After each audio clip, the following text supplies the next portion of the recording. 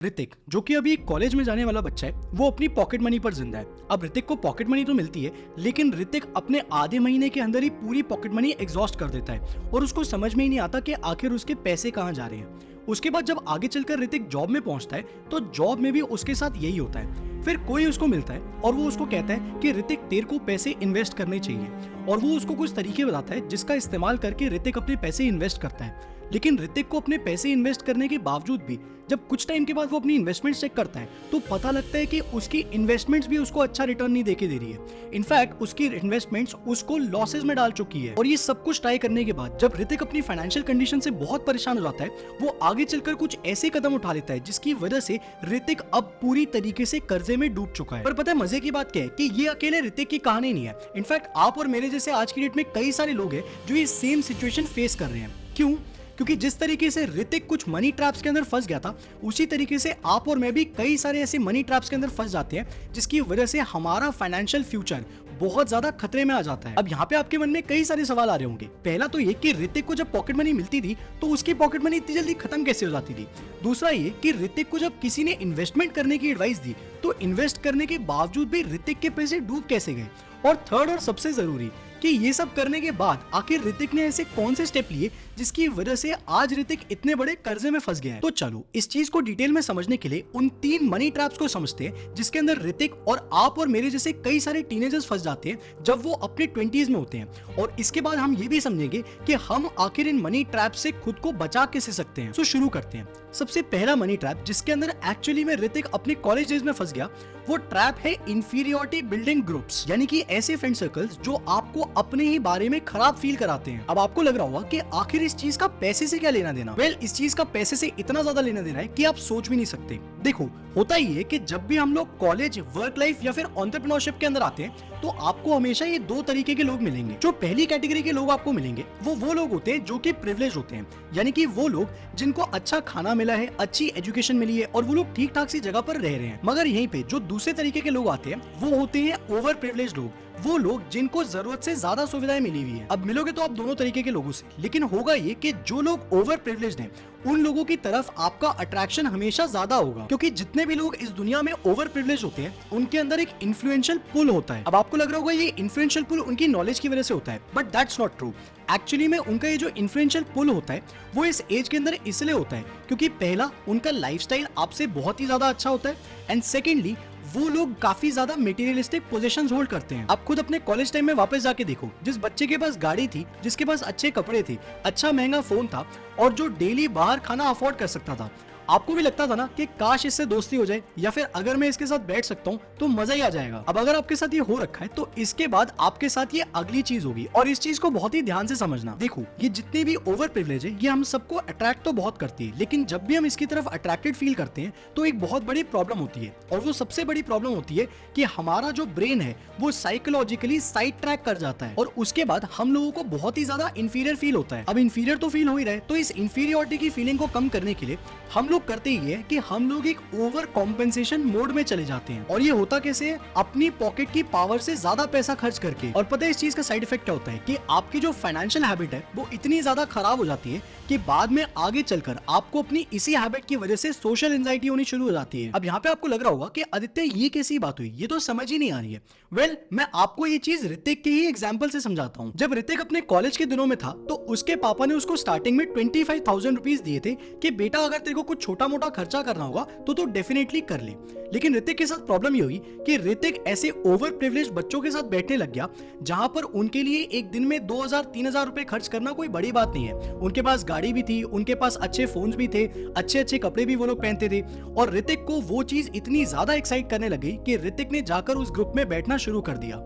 अब यहाँ पे चीजें कैसे बदलती है? चीजें कुछ ऐसे बदलती है कि कुछ वक्त के बाद जब ऋतिक को ये एहसास हुआ कि मैं इनके साथ आउटिंग्स पे जाता हूँ, अलग अलग जगहों पे जाता हूँ, तो इनको नहीं मेरे को भी पैसा खर्च करना चाहिए, क्योंकि जब तक मैं पैसे खर्च नहीं करूंगा मेरे को हमेशा इंफीरियर फील होता रहेगा, मेरे को हमेशा ये लगता रहेगा कि मैं इन लोगों से कम हूँ। और एज अ रिजल्ट ऋतिक ने भी पैसे खर्च करना चालू कर दिया। Now the problem over here is कि जिन लोगों के साथ वो बैठता था उनके लिए एक दिन का 3,000, 4,000, 5,000 रुपए खर्च करना कोई बड़ी बात नहीं थी, लेकिन ऋतिक के पापा ने उसको 25,000 रुपीज दिए थे, ये कहकर कि आपको अगर कोई भी जरूरत अपने लिए हो तो कोई ना कोई चीज आप यहाँ से परचेज कर सकते हो, बट इस पैसे को आप लंबे टाइम तक चलाना, क्योंकि ऋतिक के फादर इतने ज्यादा वेल ऑफ नहीं थे कि वो उसको हर महीने बहुत ही ज्यादा पैसे दे पाए, लेकिन तब भी उसके फादर ने उसको सेफ्टी के लिए पैसे दिए।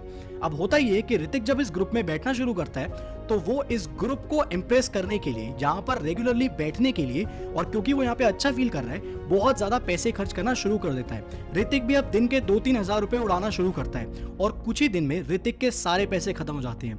पता है उसके बाद होता क्या है? जब उसके डैड देखते हैं कि उसने इतने सारे पैसे सिर्फ इतने से दिन में खर्च कर दिए, 15-16 दिन में 25,000 रुपए खर्च कर दिए, उसके डैड उसको पैसे ही देना बंद कर देते हैं। अब आपको लग रहा होगा कि यहाँ पर तो ऋतिक की बेवकूफी है, अगर वो ये ना करता तो शायद उसको प्रॉब्लम नहीं आती, बट द रियलिटी इज कि कहीं ना कहीं हम लोग इस तरीके से साइकोलॉजिकली प्रोग्राम्ड है कि जब भी हमको कोई भी चीज बहुत अट्रैक्टिव लगती है, किसी के मटेरियलिस्टिक पोजीशंस बहुत अट्रैक्टिव लगते हैं, तो हम कोशिश करते हैं कि हम भी वहां पर जाकर बैठ जाएं। And that is the reason कि अपने कॉलेज लाइफ में, अपने वर्क लाइफ में हमको हमेशा वो सर्कल पसंद आता है जो हमसे काफी ज्यादा आगे है। बट द प्रॉब्लम इज कि जब भी आप किसी ऐसे सर्कल में बैठते हो जहां पर बैठना आप अफोर्ड नहीं कर सकते, तो होगा कुछ नहीं, बहुत ही जल्दी आपकी पॉकेट खाली हो जाएगी, और क्योंकि आप उस चीज को ज्यादा लंबे टाइम तक सस्टेन नहीं कर पाओगे, तो ना तो वो चीज आपकी ग्रोथ में हेल्प करेगी और ना ही आपकी पॉकेट बढ़ाने में हेल्प करेगी। At the end of the day आप पैसे भी खोदोगे और आप वो दोस्त भी खोदोगे, क्योंकि आप वो लोग मेंटेन ही नहीं कर पाओगे। अब सुनने में ये बहुत ही छोटी चीज लगती है, लेकिन हम में से ज्यादातर लोग इस मनी ट्रैप के अंदर फंस जाते हैं, इंफीरियरिटी बिल्डिंग ग्रुप्स के अंदर जाकर बैठ जाते हैं, और at the end of the day हम लोगों को अपने ही बारे में खराब लगना शुरू हो जाता है। पर चलो, ये तो था पहला मनी ट्रैप जिसके अंदर ऋतिक फंस गया। दूसरे मनी ट्रैप की बात करते हैं, और वो मनी ट्रैप है ट्रेंड इन्वेस्टिंग। देखो, बात कुछ ऐसी है, जब कोविड आया तो सब कुछ बंद हो चुका था और सारे लोग ऑनलाइन आ चुके थे, तो उस टाइम पर बहुत सारे फाइनेंस क्रिएटर्स का बूम हुआ और कई सारे नए फाइनेंस क्रिएटर्स भी निकल कर आए, और सबने स्टॉक मार्केट, फाइनेंस, इन सारी चीजों के ऊपर वीडियोस बनाई। क्यों? क्योंकि उस टाइम पर सारी मार्केट्स बंद थी लेकिन स्टॉक मार्केट ओपन थी, तो वो एक बहुत बड़ी अपॉर्चुनिटी थी इन सारे क्रिएटर्स के लिए कि वो इस चीज के ऊपर कैपिटलाइज कर पाए। मगर यहाँ पे एक बहुत ही इंटरेस्टिंग चीज है जो ज्यादातर लोगों ने कभी नोटिस ही नहीं करी। बहुत सारे फाइनेंस क्रिएटर्स आए कोविड के टाइम पर, उन्होंने फाइनेंस का कंटेंट क्रिएट किया, हम लोगों ने उस कंटेंट को कंज्यूम किया, लेकिन उसके बाद दिक्कत यही कि उस टाइम पर तो स्टॉक मार्केट डाउन थी, पर जैसे ही कोविड थोड़ा थोड़ा कम होने लगा, स्टॉक मार्केट बाउंस बैक करनी शुरू हुई, क्योंकि मार्केट हमेशा बाउंस बैक करती है। मार्केट ने रिकवर करना शुरू किया और उसी फाइनेंस के कंटेंट को कंज्यूम करके ज्यादातर लोगों ने मार्केट में पैसे लगाए थे। अब उन्होंने पैसे किसी चीज को समझकर नहीं, बल्कि उस कंटेंट को कंज्यूम करके या फिर उन इन्फ्लुएंसर्स की बातें सुनकर मार्केट में इन्वेस्ट कर दिए, और जब मार्केट ने थोड़ा थोड़ा रिकवर करना शुरू किया, मार्केट बाउंस बैक किया, तो उन लोगों को बहुत ही जबरदस्त रिटर्न्स आए। But the problem over here is कि वो लोग फाइनेंशियली एजुकेटेड नहीं थे मार्केट के अंदर एक्चुअली में पैसा इन्वेस्ट करने की, उन्होंने सिर्फ बातें सुनी और इन्वेस्ट कर दिया।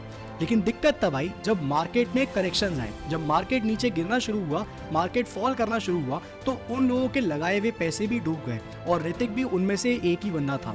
ऋतिक ने उस टाइम पर काफी सारा पैसा इन्वेस्ट किया, लेकिन क्योंकि ऋतिक को मार्केट की समझ नहीं थी, उसने बस ट्रेंड में आकर इन्वेस्टमेंट करनी शुरू कर दी, तो बाद में जाकर उसके वही पैसे डूब भी गए। अब आप में से बहुत सारे लोगों को लग रहा होगा कि आदित्य, ये तो बहुत ही ऑब्वियस सी बात है, कभी भी किसी ट्रेंड में आकर थोड़ी ना पैसे लगाने चाहिए, ट्रेंड चल रहा है इसका ये मतलब थोड़ी ना कि हम लोग पैसा इन्वेस्ट कर दें। मगर आप भी ये बात जानते हो कि इसके बावजूद भी बहुत सारे लोग पैसा इन्वेस्ट करते हैं। अब आपको लग रहा होगा कि ये इतना इजीली पॉसिबल कैसे हुआ? वेल, इसके पीछे भी एक फ्रेमवर्क है जो ज्यादातर फाइनेंस इन्फ्लुएंसर्स ने इस्तेमाल करे आपके पैसे मार्केट के अंदर लगवाने के लिए। सो नाउ पे वेरी क्लोज अटेंशन और इस फ्रेमवर्क को ध्यान से समझते हैं। जब कोविड आया तो सारी मार्केट्स बंद हो गई थी और सारे के सारे फाइनेंस इन्फ्लुएंसर्स ने लोगों को ये कहा कि आप लोग स्टॉक मार्केट के अंदर आकर पैसा लगाओ। अब बहुत सारे लोगों को समझ में ही नहीं आया कि हम लोग स्टॉक मार्केट में पैसा कैसे लगा सकते हैं, तो इन्फ्लुएंसर्स ने कहा कि टेंशन मत लो, आपका ये काम भी हम इजी कर देते हैं, कुछ मत करो, म्यूचुअल फंड उठाओ और म्यूचुअल फंड में एसआईपी करनी शुरू कर दो। अगर आप 5,000 रुपए की एसआईपी करते हो और 20 साल 30 साल तक करते हो तो आप 1 करोड़ रुपए कमा लोगे। अब लोगों ने बोला कि ये तो ठीक है, लेकिन आखिर हम लोग इस चीज के ऊपर भरोसा कैसे करें? वेल, यहाँ पर जितने भी इन्फ्लुएंसर्स थे उन्होंने एक चीज का इस्तेमाल किया जिस प्रिंसिपल को कहते हैं सम कॉस्ट फैलेसी। उन्होंने लोगों को कहा कि देखो, आप एक चीज समझो कि अगर आप पैसा इन्वेस्ट नहीं करते तो आपका पैसा आपके बैंक अकाउंट में पड़ा पड़ा सड़ रहा है, और वो अपनी वैल्यू लूज कर रहा है। तो सबसे पहले आपको इंट्रोड्यूस कराया गया इन्फ्लेशन के कॉन्सेप्ट से और उसके बाद आपको इंट्रोड्यूस कराया गया इन्वेस्टिंग के कॉन्सेप्ट से। और इसी ट्रेंड में जब आपने देखा कि आपके आसपास बहुत सारे लोग एसआईपी में पैसा डाल रहे हैं, म्यूचुअल फंड्स में पैसा डाल रहे हैं, तो आपने भी वहां पर पैसा डालना शुरू कर दिया बिना ये समझे कि म्यूचुअल फंड्स आखिर काम कैसे करते हैं, कौन सा म्यूचुअल फंड कितना अच्छा है, किस म्यूचुअल फंड में क्या प्रॉब्लम्स आती है और क्या म्यूचुअल फंड से भी बेटर कोई ऑप्शन है मार्केट के अंदर जिसमें पैसा डालकर आप अपने पैसे बढ़ा सकते हो। ये सारे सवाल लोगों ने पूछे ही नहीं और ज्यादातर लोगों ने अपने आसपास ये ट्रेंड देखा और ट्रेंड में आते आते पैसे इन्वेस्ट करने शुरू कर दिए। At the end of the day आखिर पैसे किसने कमाए? तो सबसे पहले तो गवर्नमेंट ने कमाए in the form of taxes. जब भी आप कोई भी स्टॉक, म्यूचुअल फंड्स, बॉन्ड्स कुछ भी खरीदते हो और उसके ऊपर आपको कोई भी कैपिटल एप्रिसिएशन मिलता है तो आपको टैक्स भरना पड़ता है। तो गवर्नमेंट ने तो पैसे कमा ही लिए। दूसरा, इन्फ्लुएंसर्स ने पैसे कमाए आपको इन्वेस्टिंग करवा के, कंटेंट बना के। और तीसरा, जिन लोगों ने पैसे कमाए वो थे ब्रोकर्स। बट सवाल यहाँ पे ये है कि ज्यादातर लोग, जिन लोगों ने इस ट्रेंड में आकर अपना पैसा मार्केट में डाला, क्या उन सब लोगों ने पैसा बनाया? और अगर उन्होंने पैसे बना भी लिए तो क्या वो आउट ऑफ लक था या फिर out of their own financial understanding था? तो अगर आपका भी पोर्टफोलियो इस वक्त ऊपर है और आप भी थोड़े बहुत पैसे कमा चुके हो, खुद से ये सवाल जरूर पूछना कि क्या ये पैसे मैंने अपनी खुद की फाइनेंशियल अंडरस्टैंडिंग और नॉलेज को इस्तेमाल करके कमाए हैं या फिर सिर्फ इसलिए कमा लिए because I just got lucky, because I was on the trend at the right time. क्योंकि एक बहुत अच्छी सेइंग है कि you can get lucky with money once और twice but not every time, but if you have the right financial knowledge then luck will always favor you if you put the money at the right place on the right time। अब यहाँ पे मैं आपको confuse नहीं करना चाहता हूँ और ना ही मैं किसी भी फाइनेंस इन्फ्लुएंसर को गलत बोल रहा हूँ, लेकिन मैं आपके साथ एक 4 स्टेप फ्रेमवर्क शेयर करता हूँ और आप बताना कि क्या आपके साथ वही चीज हुई है या आपकी जर्नी कुछ अलग रही है। देखो सीधी सी बात है, जितने भी फाइनेंस इन्फ्लुएंसर्स थे जब उन्होंने फाइनेंस का कंटेंट बनाया तो सबसे पहली चीज जो उन लोगों ने आपके साथ करी वो था sell the idea of power of compounding. आपको ये बताया गया कि पावर ऑफ कंपाउंडिंग बहुत ही अमेजिंग चीज है। अगर आप 15,000 रुपए हर महीने 15 साल के लिए 15% के एनुअल रेट ऑफ रिटर्न के ऊपर डाल देते हो, एसआईपी कर लेते हो, तो आपके पास 15 साल के बाद 1 करोड़ रुपए का कॉर्पस हो जाएगा। अब यहाँ पर कोई भी चीज गलत नहीं है, लेकिन आपको ये आइडिया बेचा गया। कैसे बेचा गया? वेल, पावर ऑफ अचीवमेंट दिखाकर। जब भी आपको कोई पावर ऑफ अचीवमेंट दिखाई जाती है, एक ऐसी फीलिंग दी जाती है कि आपने कुछ अचीव कर लिया, specially in terms of money, तो आप उस चीज की तरफ बहुत ही ज्यादा अट्रैक्टेड हो जाते हो। और जब भी आपको ये पिक्चर ऑफ अचीवमेंट दिखाई जाती है और जो भी आपको ये पिक्चर ऑफ अचीवमेंट दिखाता है, आप उसके आइडिया को तुरंत बाय कर लेते हो, उसके बारे में थोड़ा बहुत रिसर्च भी करते हो, लेकिन आपको वो आइडिया बहुत अच्छा लग जाता है। क्यों? क्योंकि आपको उसने एक पिक्चर ऑफ अचीवमेंट दिखा दी है। अब इसमें कुछ सही गलत नहीं है, लेकिन ये एक बेसिक साइकोलॉजिकल प्रिंसिपल है जो सारे फाइनेंस इन्फ्लुएंसर्स ने आपके साथ इस्तेमाल किया आपको स्टॉक मार्केट के अंदर लाने के लिए। अब यहाँ पे गलत या सही कुछ भी नहीं है, लेकिन द पॉइंट इज कि ट्रेंड में आकर इन्वेस्टिंग नहीं करनी चाहिए और वही गलती ऋतिक ने करी और हम में से बहुत सारे लोग ये सेम गलती करते हुए आ रहे हैं। मैं आपको एक बात बताता हूँ और इस बात को बहुत ही ध्यान से समझना। The best way to sell anything in this world is by creating a picture of achievement in the mind of the buyers। एक बार बायर के दिमाग में पिक्चर ऑफ अचीवमेंट बन गई तो प्रोडक्ट हो या आइडिया, वो आपकी बेची हुई हर चीज खरीदता है। और यही चीज हम में से ज्यादातर लोगों के साथ हुई। मगर यहाँ पे जितने भी टीनेजर्स थे उनके साथ एक बहुत बड़ी प्रॉब्लम खड़ी हो गई और वो प्रॉब्लम कुछ ऐसी दिखती थी। देखो, जितने भी टीनेजर्स और लोग अपने अर्ली 20s के अंदर थे, उन्होंने इन सारे फाइनेंस इन्फ्लुएंसर्स की बात सुनी और उनकी बात सुनकर जो भी उनके पास पॉकेट मनी थी या थोड़े बहुत सेविंग्स थे, वो बहुत ही लिमिटेड पैसा लेकर वो मार्केट के अंदर एंट्री लेते हैं। अब बात यह आती है कि उनका जो कैपिटल साइज है वो तो बहुत ही छोटा है और उसी छोटे से कैपिटल साइज को लेकर वो मार्केट के अंदर पैसे इन्वेस्ट करने लग गए। अब जो पैसा उन्होंने इन्वेस्ट किया उसके ऊपर उनको नेग्लिजिबल रिटर्न आया। ऐसा नहीं है कि रिटर्न नहीं आया, रिटर्न उनको अच्छा आया, लेकिन बात यह है कि अगर मैं सिर्फ 5,000 रुपये या 20,000 रुपये इन्वेस्ट कर रहा हूँ और उसके ऊपर मेरे को एक पूरे साल में 30% के भी रिटर्न आते हैं तो वो पैसा कितना बनता है? हार्डली 6,000 रुपये। अब यहाँ पे प्रॉब्लम ये हुई कि ये जो लो मॉनेटरी रिटर्न्स हैं, इन मॉनेटरी रिटर्न्स के चलते जितने भी लोग जो मार्केट में आए थे इन सारे इन्फ्लुएंसर्स की बात सुनकर, उनका मार्केट से विश्वास ही उड़ गया, क्योंकि ज़्यादातर लोगों ने उसको ना तो परसेंटेज की रिटर्न्स में कैलकुलेट किया और सबसे बड़ी बात, उनके पास ज़्यादा कैपिटल ही नहीं था। तो इन्फ्लुएंसर्स ने लोगों को मार्केट के अंदर तो आने के लिए कन्विंस कर लिया, लेकिन वो ये चीज़ क्लैरिफाई करना भूल गए कि मार्केट से पैसा आप तभी बना सकते हो जब आपके पास अच्छा खासा कैपिटल होता है। बहुत ही कम छोटे कैपिटल से अगर आपको ज़्यादा पैसा कमाना है तो आपको उसके लिए बहुत ज़्यादा टाइम लगेगा और बहुत ही कम ऐसे लोग होते हैं जो स्टॉक मार्केट के अंदर टाइम देकर पैसा कमाना चाहते हैं। ज्यादातर लोग यहाँ पर इसलिए आते हैं क्योंकि उनको लगता है कि 2-3 साल की बात है और बहुत सारा पैसा मार्केट से निकाल लेंगे। देखो, ये बहुत ही अच्छी बात है कि आप अपने अर्ली 20s में इन्वेस्टिंग शुरू कर देते हो, लेकिन अगर आपको अर्ली 20s में इन्वेस्टिंग शुरू करनी है तो आप यहाँ पर एक अच्छी फाइनेंशियल हैबिट बिल्ड करने के लिए इन्वेस्टिंग करो, मार्केट से पैसा कमाने के लिए नहीं। क्यों? क्योंकि द रियलिटी इज कि अभी तो आप पॉकेट मनी पे जिंदा हो या फिर आपके पास जो सेविंग्स है वो भी बहुत कम है। कम कैपिटल लगाकर आप मार्केट से बहुत ज्यादा पैसा नहीं कमा सकते अनटिल अनलेस आप उस चीज को 10, 20, 25, 30 साल का टाइम दो। बट द प्रॉब्लम इज कि आप अगर 5 साल के लिए जो भी 5,000 रुपए इन्वेस्ट कर रहे हो हर महीने, अगर आप वो पैसा अपने ऊपर इन्वेस्ट करो तो आप वहां पर बहुत ही ज्यादा अच्छे रिटर्न्स निकाल सकते हो, क्योंकि आप जो इन्वेस्टमेंट अपने ऊपर करोगे वो इन्वेस्टमेंट आपको सबसे ज्यादा अच्छे रिटर्न्स देगी। तो यहाँ पर जो अपॉर्चुनिटी कॉस्ट है मार्केट में इन्वेस्ट करने की वो बहुत ही ज्यादा होती है। मार्केट में इन्वेस्ट करने की अपॉर्चुनिटी कॉस्ट कम कब होती है? जब आपकी इनकम बहुत ज्यादा हो। तो आपका पहला फोकस होना चाहिए अपनी इनकम बढ़ाने के ऊपर। तो जो पैसा आपके पास अपने अर्ली 20s में है और अभी आपको पता है कि आपकी इनकम बहुत ज्यादा नहीं है, उस पैसे को खर्च करो एक्सपीरियंसेस लेने में, खुद को अपस्किल करने में, ताकि आपकी इनकम बढ़े। और जब आपकी इनकम एक अच्छे लेवल पे पहुंच जाए तब आप मार्केट में पैसा इन्वेस्ट करना चालू करो। एक सिंपल सा मैथमेटिक्स देता हूँ। अगर मान लो कोई 20 साल का बंदा है, वो हर महीने 5,000 रुपए की SIP कर रहा है, अब वो 10 साल तक पैसा इन्वेस्ट करता है। वहीं पे एक दूसरा बंदा है जो कि इन्वेस्टिंग शुरू करता है 25 साल की उम्र में, लेकिन वो SIP की शुरुआत ही करता है 30,000 रुपीज पर मंथ से, और वो सिर्फ 5 साल तक SIP करता है। क्या लगता है आपको कि इन टोटल जब आप देखोगे दोनों का कॉर्पस, तो आपको किसका कॉर्पस ज्यादा मिलेगा? ऑफ कोर्स उस इंसान का जो कि 30,000 रुपीज पर मंथ इन्वेस्ट कर रहा था, क्योंकि उसका इनिशियल कैपिटल ही ज्यादा है। यही मैं आपको कह रहा हूँ कि पहले आप अपनी स्किल के ऊपर काम करो, अपनी एक्टिव इनकम को बढ़ाओ, और उससे आपके पास जब ज्यादा पैसा आने लग जाए तब मार्केट में इन्वेस्ट करो, रादर देन कि आप अर्ली शुरू करने के चक्कर में अपनी पॉकेट मनी से पैसा खींच रहे हो, बहुत ही ज्यादा क्लिंग करके रह रहे हो, बहुत ही खराब सिचुएशन में रह रहे हो पैसे बचाने के लिए। क्योंकि अगर वो आप छोटा पैसा मार्केट में डाल भी दोगे तो आपको रिटर्न से कुछ बहुत अमेजिंग नहीं होने वाला। और यही गलती ऋतिक ने भी करी थी, इसलिए ऋतिक ने मार्केट में पैसा लगाया, लेकिन तब भी वो पैसा लगाने के बावजूद भी कोई बहुत ज्यादा रिटर्न्स नहीं कमा पाया। But at the end of the day ये सब कुछ करने के बाद भी ऋतिक इस तीसरे मनी ट्रैप के अंदर फंस जाता है, और ये जो मनी ट्रैप है इसके अंदर आप और मेरे जैसे लोग अक्सर फंसते हुए आ रहे हैं। इस ट्रैप का नाम है emotional spending. Now I know आप में से बहुत सारे लोग बोलेंगे क्या देते हैं, तो बहुत ही जेनरिक बात है, हमको इमोशनली पैसा स्पेंड नहीं करना चाहिए, ये वो फना ढिंका। लेकिन सच बताना, इसके बावजूद भी आप इमोशनली पैसे स्पेंड कर देते हो ना।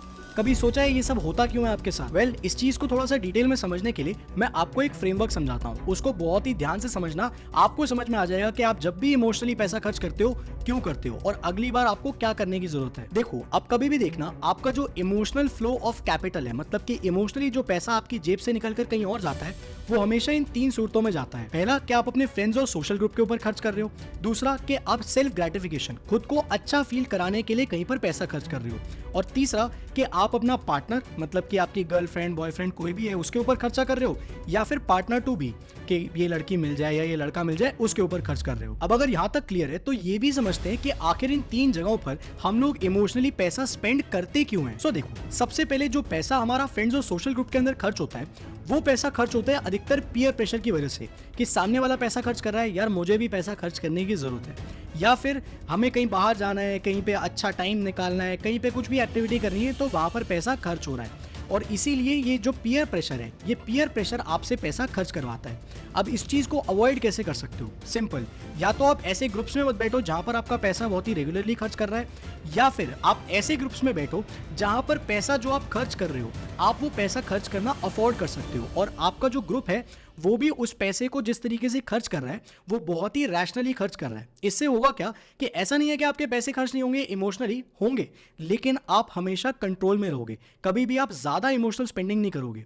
और जैसा कि आपने पहला मनी ट्रैप में देखा था जिसमें ऋतिक फंस गया था, वो ऐसे ग्रुप्स में जाकर बैठ गया था, ऐसे सोशल ग्रुप्स में जाके एंट्री ले लिया था जहां पर बैठना वो अफोर्ड ही नहीं कर सकता था। Now coming to the second thing, self gratification. हम लोग आखिर सेल्फ ग्रेटिफिकेशन के ऊपर पैसा क्यों खर्च करते हैं? वेल, 2 रीजन होते हैं। सबसे पहला, ego massage.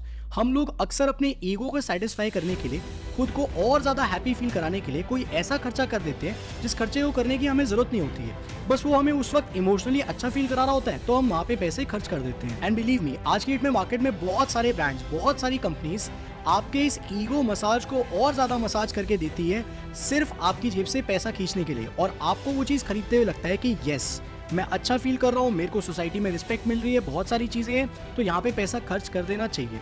But at the end of the day अगर आप केयरफुली उस चीज़ को एनालाइज करोगे, समझोगे, तो वो सिर्फ आपका ईगो मसाज कर रहा है, आपके किसी भी काम नहीं आ रही है वो परचेज। मगर हाँ, यहाँ पे एक और साइड भी है, और वो साइड है सेल्फ लव। कुछ लोगों को अपने बारे में अच्छा फील कराने के लिए खुद को कहीं कहीं जगहों पर ले जाना अच्छा लगता है। जैसे फॉर सपोज अगर मैं अपनी बात करूं तो मेरे को कॉफ़ी बहुत पसंद है, तो मैं अपनी कॉफ़ी हैबिट्स के ऊपर काफ़ी पैसा खर्च करता हूं। मेरे को अगर अच्छा लगता है कोई अच्छी कॉफ़ी शॉप में जाकर मैं कॉफ़ी पीता हूं, कभी महंगी होती है कभी सस्ती होती है, बट मैं उस चीज़ के ऊपर खर्चा करता हूं। वो चीज़ मेरे को ईगो मसाज नहीं देती है, लेकिन वो चीज़ मेरे को खुश जरूर फील कराती है। तो कभी कभी सेल्फ लव के ऊपर भी लोग पैसा खर्च कर देते हैं, और ये भी एक इमोशनल स्पेंडिंग हैबिट ही है। मैं खुद भी करता हूँ, एंड आई एम श्योर कि आप में से बहुत सारे लोग सेल्फ लव के ऊपर भी काफ़ी पैसा खर्च कर देते हैं। कुछ लोगों को डेजर्ट्स का शौक होता है, मुझे भी है, मेरे को कॉफ़ी का बहुत है, तो मैं कॉफ़ी के ऊपर करता हूँ, एंड आई एम श्योर कि आप भी काफ़ी करते होगे। बट हमेशा ध्यान दिया करो कि जब भी आप पैसा स्पेंड कर रहे हो, अपने सेल्फ लव पे भी कर रहे हो, तो क्या ये इमोशनल स्पेंडिंग है या फिर ये रैशनल स्पेंडिंग है। मतलब कि अगर मैं कभी 400 रुपये की कॉफ़ी पीता हूँ, तो मैं खुद से ये ज़रूर पूछता हूँ कि क्या मैं ये 400 रुपये की कॉफ़ी इसलिए पी रहा हूँ क्योंकि मेरे को 400 की पीने की ज़रूरत है, या फिर मैं इसलिए पी रहा हूँ क्योंकि मैं इमोशनल हूँ उस चीज़ के बारे में, मेरे को मज़ा आ रहा है, अच्छा फील हो रहा है, सेल्फ लव कर रहा हूँ मैं, इसलिए पी रहा हूँ। तो आप पैसा खर्च करो वो प्रॉब्लम नहीं है, बट आप कॉन्शियसली ये जान लो कि वो पैसा इमोशनली खर्च हो रहा है या फिर रैशनली खर्च हो रहा है। एंड लास्ट और सबसे भयानक, वो इमोशनल स्पेंडिंग जो कि हम अपने पार्टनर के ऊपर करते हैं या फिर पार्टनर टू बी, मतलब कि कोई लड़की पसंद आ गई है, कोई लड़का पसंद आ गया, उसके ऊपर करते हैं। अब ये चीज़ बहुत ही ध्यान से समझना, और इस चीज़ को अगर आप केयरफुली एनालाइज करोगे तो आपका पूरा मॉनेटरी बिहेवियर ही बदल जाएगा। देखो, हम लोग जब भी अपने पार्टनर के ऊपर पैसा खर्च कर रहे होते हैं, तो अधिकतर जो भी हम ज़्यादा ओवर एक्सपेंडिचर करते हैं, ज़रूरत से ज़्यादा खर्चा करते हैं, वो हमेशा ओवर कॉम्पनसेट करने के लिए होता है। या तो टाइम नहीं दे रहे हैं इसलिए ओवर कॉम्पनसेट कर रहे हैं, या तो ज़्यादा बात नहीं हो पा रही है, कुछ भी है, किसी भी तरीके के ओवर कॉम्पनसेशन के लिए ओवर स्पेंडिंग करी जाती है। बहुत ही कम ऐसे केसेस होते हैं जहाँ पे ये चीज़ आउट ऑफ लव करी जाती है। तो अगर आप ये चीज़ कर भी रहे हो तो हमेशा ये चीज़ देखो कि क्या ये आउट ऑफ लव है या फिर ये आउट ऑफ ओवर कॉम्पनसेशन है। कहीं आप किसी चीज़ को ओवर कॉम्पनसेट करने के लिए अपनी जेब से ज़्यादा पैसा तो नहीं स्पेंड कर रहे। पर यहाँ पे ट्विस्ट तब आता है जब हम दूसरी साइड पे जाते हैं, मतलब कि पार्टनर टू बी के ऊपर जब इमोशनली स्पेंड करते हैं। तो अगर आपको कोई लड़की पसंद है या कोई लड़का पसंद है और वहाँ पे आप इमोशनली पैसा स्पेंड कर रहे हो, पता है वो पैसा क्यों स्पेंड होता है? वो पैसा स्पेंड होता है for the persuasion for companionship. In very simple words, आप चाहते हो उस इंसान को अपने साथ लाना, इसलिए आप इमोशनली ओवर स्पेंड कर रहे हो। अब आपको ये चीज़ पता होनी चाहिए, अगर आप कर भी रहे हो, मैं सही है गलत नहीं कह रहा हूँ, अगर आप कर भी रहे हो तो आपको ये पता होना चाहिए, क्योंकि at the end of the day ये एक मनी ट्रैप ही है। ये चीज़ आपकी जेब से पैसा लेके जा रही है, और यहाँ पर चांसेस हैं कि आपको कुछ मिल जाए बदले में, लेकिन चांसेस ये भी हैं कि आपको कुछ बदले में ना मिले। सो पॉइंट ये है कि यहाँ पे आप एक्चुअली में जो पैसा ज़्यादा स्पेंड कर रहे हो, that is for persuasion for companionship. आप कंपेनियनशिप परस्यू करना चाहते हो, इसलिए आप पैसा खर्च कर रहे हो। तो दिस इज कम्प्लीटली डिफरेंट। अगर आप इस चीज़ के लिए ओवर स्पेंड कर रहे हो तो प्लीज़ इस चीज़ के ऊपर ध्यान दो, वरना आप एक ऐसी मनी ट्रैप में फंस जाओगे जहाँ से बाहर आ पाना बहुत ही मुश्किल है। अब ये सारी बातें सुनने के बाद आपके दिमाग में एक सवाल आ रहा होगा कि आदित्य, ये जो 3 मनी ट्रैप्स की हमने बात करी, आखिर इन सारी चीज़ों का कंक्लूजन क्या है? वेल, अगर मैं इन चीज़ों का कंक्लूजन आपको एक लाइन में बताऊं तो कभी भी इन मनी ट्रैप्स में इसलिए नहीं फंसना होता क्योंकि ये सारे मनी ट्रैप्स आपकी फाइनेंशियल हैबिट्स खराब कर देते हैं। And your wealth is a by product of your financial habits.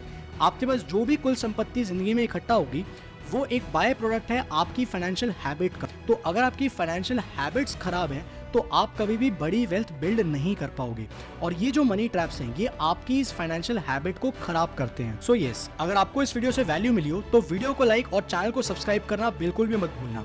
बाकी मैं आपको दूर से देख रहा हूँ और आपकी कामयाबी की दुआ मांगता हूँ। सी यू, अपना ध्यान रखें।